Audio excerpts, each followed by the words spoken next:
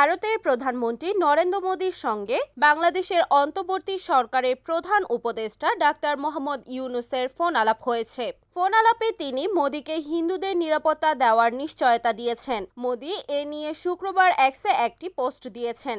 সংবাদ মাধ্যম এনডিটিভি জানিয়েছে, ফোন আলাপে ডাক্তার মোহাম্মদ ইউনূস ভারতের প্রধানমন্ত্রীকে বাংলাদেশে হিন্দু সহ সব সংখ্যালঘুর পূর্ণ নিরাপত্তা নিশ্চিতের আশ্বাস দিয়েছেন।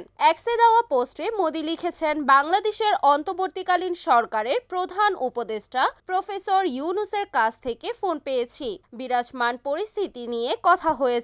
একটি গণতান্ত্রিক, স্থিতিশীল, শান্তিপূর্ণ এবং অগ্রগামী বাংলাদেশের প্রতি ভারতের সমর্থনের বিষয়টি পূর্ণ ব্যক্ত করেছি।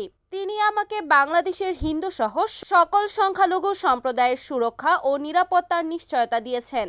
এর আগে মঙ্গলবার রাজধানী ঢাকার ঢাকেশ্বরী মন্দির পরিদর্শনে গিয়ে হিন্দুদের সঙ্গে কথা বলেন ডাক্তার ইউনূস। সাবেক প্রধানমন্ত্রী শেখ হাসিনা ক্ষমতাচ্যুত হওয়ার পর সাম্প্রতিক সহিংসতায় যারা সংখ্যালঘুদের ওপর হামলা চালিয়েছে তাদের শাস্তি দেওয়ার প্রতিশ্রুতি দিয়েছেন তিনি। থাইল্যান্ডের প্রধানমন্ত্রী নির্বাচিত হয়েছেন দেশটির সাবেক প্রধানমন্ত্রী ও ধনকুবের থাকসিন সিনাওয়াত্রার মেয়ে প্যাতংতার্ন সিনাওয়াত্রা।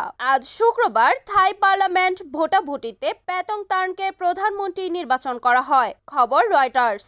আজ পার্লামেন্টে অনুষ্ঠিত ভোটাভুটিতে প্যাতংতার্নের পক্ষে রয়েছে ৩১৯টি ভোট আর বিপক্ষে ভোট পড়েছে ১৪৫টি। দেশটির ইতিহাসে সর্বকনিষ্ঠ প্রধানমন্ত্রী হলেন তিনি।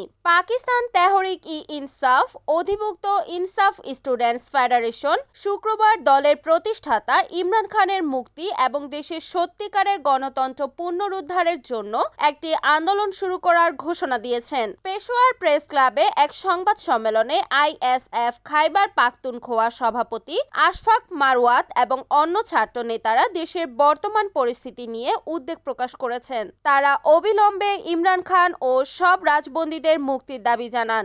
Desk report, এনএএন TV.